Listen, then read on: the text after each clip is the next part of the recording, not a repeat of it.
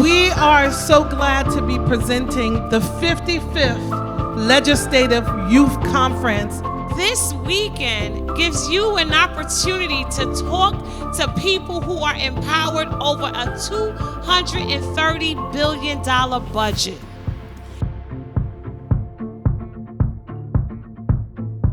Remember that this weekend is all about leadership.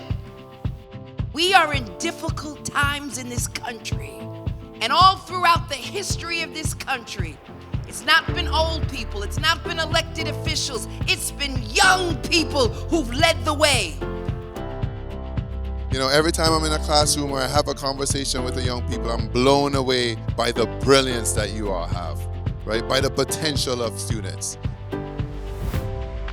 Stand tall, study the system, master the game, change the rules if necessary, but let's do it together and let's move legacy forward.